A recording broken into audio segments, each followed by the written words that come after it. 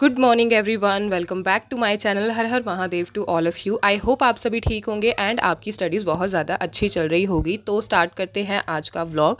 तो आज का व्लॉग स्टार्ट करते हैं। रिसर्च के कुछ टॉपिक्स हैं जो कि हमें ऐसे यूजुअली तो सिलेबस में देखने को नहीं मिलते, बट ये एग्जाम्स में आते हैं। तो क्वेश्चन ज़्यादा से ज़्यादा सॉल्व कीजिए, MCQ प्रैक्टिस कीजिए, टेस्ट ज़रूर लगाइए। ऐसा मत सोचिए कि अगर मैं बताती नहीं हूँ या अगर मैं ऐसे बोलती नहीं हूँ कि मैं टेस्ट लगा रही हूँ तो टेस्ट मैंने नहीं लगाए। एक टेस्ट तो मैंने लगाया है इस टाइम तक जब ये वीडियो बन रही है, ठीक है। उसके बाद मैंने टेस्ट भी लगाए हैं जब मैं ये वॉइस ओवर कर रही हूँ।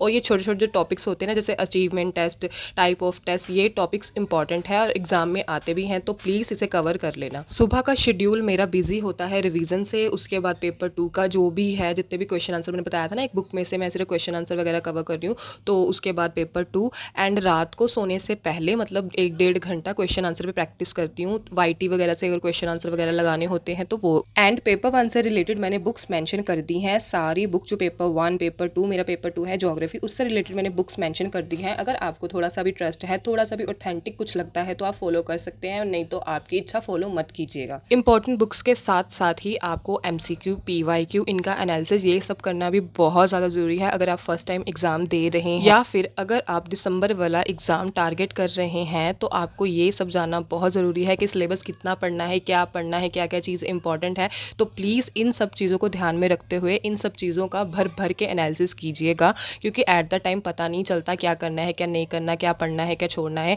And this is DI of the day, जो कि मैं रोज़ डेली बेसिस पे सॉल्व करती हूँ। ये वाली जो भाजी थी हमारे ताई के घर से आई थी, पता नहीं उनके घर पे किसी की शादी हुई थी उनके रिलेटिव्स में, तो हमें तो खाने से मतलब है, तो मैंने खा ली। उसके बाद पढ़ाई पढ़ना शुरू किया एंड इस टाइम पे मैं नहा के फ्री हो चुकी हूँ। वैसे मैंने पहले सोचा था कि मैं आफ्टर जून जुलाई वाले अटेम्प्ट के बाद ना M.Ed करूँ, और अपने मैंने कॉलेज में पूछ भी लिया था कि क्या प्रोसीजर रहता है। मतलब ये मुझे ज़्यादा पता नहीं है कि M.Ed में करना क्या होता है, मतलब फीस वगैरह कुछ नहीं पूछी थी, बट मैडम ने कहा था कि एनरोल करवा लो खुद को, रजिस्ट्रेशन वगैरह करा लो, तो वो सब भी मैंने नहीं किया।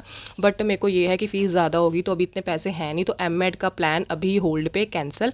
एंड अब मैं सोच रही हूँ कि जॉब ज्वाइन कर लूँगी, कोई भी प्राइवेट स्कूल में जितनी भी सैलरी मिलेगी, मतलब 10,000 से तो देखो ज़्यादा ही मिलनी चाहिए। अब तो B.Ed भी कर लिए, अब तो CTET और PSTET भी क्वालिफाई है, तो मेरे को ये है कि 10,000 से ज़्यादा जहाँ भी मिली ना मेरे को सैलरी प्राइवेट स्कूल में, 12-13 जितनी भी मिली तो मैं लग जाऊँगी। क्योंकि देखो घर पे बैठ के भी इतनी पढ़ाई हो नहीं पा रही। मैं ना कभी कभी खुद से क्वेश्चन करती हूँ। अभी UPSC का जब रिजल्ट आया था ना, तो उसमें जिन्होंने ऑल इंडिया रैंक 1 लिया है, तो मैं सच में सुनती हूँ वो इंटरव्यूज़ वगैरह सब, मुझे अच्छे लगते हैं, काफ़ी मोटिवेशन बहुत मिलता है ना, तो वो चीज़ें मैं सुनती हूँ। उसके बाद उन्होंने कहा था कि मेरी मम्मा ने मुझे बोला कि एक बार ना अपने दिल पे हाथ रख के अपने आप से पूछो कि जितनी तैयारी इस पेपर को चाहिए थी तुमने उतनी तैयारी की। तो सेम चीज़ मैंने खुद से पूछी ये UGC के लिए कि जितनी तैयारी मुझे इस एग्ज़ाम के लिए चाहिए थी उतनी तैयारी मैंने की। तो मेरे को लगा नहीं, मैंने उतनी तैयारी नहीं की, और घर पे बैठ के सच में मेरे से तैयारी नहीं हो रही, क्योंकि कभी कोई काम आ जाता है, कभी कैसे है, कभी कैसे है, और मेरे पास कोई ऑप्शन नहीं है। तो ऑप्शन मुझे बनानी पड़ेगी, खुद से क्रिएट करनी पड़ेगी। तो मैंने सोचा इसके बाद मैं जॉब ज्वाइन कर लूँ, क्योंकि जब फाइनेंशियली कंडीशन थोड़ी ठीक रहती है ना इंसान की, तो आपकी जो अपॉर्चुनिटीज़ है, जो ऑप्शंस है ना, आप क्रिएट कर सकते हो। लाइक हमारे आसपास कोई लाइब्रेरी भी नहीं है, जो लाइब्रेरी है ना, मेरे पास लाइब्रेरी का ऑप्शन है, बट लाइब्रेरी इतनी दूर है, इतनी दूर है, वहाँ पे जाते जाते ही मैं 4-5 दिन सर्वाइव कर पाऊंगी, 6वें दिन पक्का से मैं बीमार होंगी। तो मुझे ये रिस्क लेना नहीं है, और घर का आपको पता है काम भी होता है। तो घर पे बैठ के इस टाइम पे मेरे को पता लग गया कि इतनी तैयारी नहीं हो पा रही जितनी मेरे को तैयारी की नीड है। और देखो यार, एग्जाम क्रैक करना तो एक ही रूल है, पढ़ाई करो। कुछ लोग कहेंगे स्मार्ट वर्क, हार्ड वर्क, तो उसके लिए भी तो पढ़ना तो पड़ेगा ना। अभी ये तो है नहीं कि बिल्कुल पढ़े बिना, ये कोई बोर्ड्स या कुछ ऐसा एग्जाम तो है नहीं कि रात भर बैठ के पढ़ो और सुबह ये एग्जाम निकल जाए।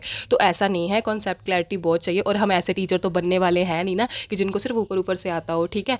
तो ये चीज़ें नहीं करनी है, कॉन्सेप्ट क्लैरिटी इंपॉर्टेंट है, एग्जाम क्लियर करना इंपॉर्टेंट है, उसके लिए पढ़ना इंपॉर्टेंट है। तो बस मैंने इस चीज़ों को ध्यान में रखते हुए ये सोचा कि मैं जॉब ज्वाइन करूँगी। जॉब ज्वाइन करने से ये फ़ायदा होगा, फ़ायदा जो भी होगा वो आपको आगे पता चल जाएगा। मेरे को सच में अभी लगता है कि मेरे को एक पर्सनल रूम ले लेना चाहिए, क्योंकि मैं पढ़ने में ठीक हूँ। मैं ऐसा नहीं है कि मैं नालायक हूँ, और मैं अपनी तारीफ़ बिल्कुल नहीं करी। मुझे पता है अगर मेरे को पर्सनल रूम मिल जाए ना, तो मैं और ज़्यादा अच्छे से स्टडी कर पाऊँगी। और ये सब फ्यूचर का प्लान है, फ्यूचर में देखेंगे क्या करना है क्या नहीं।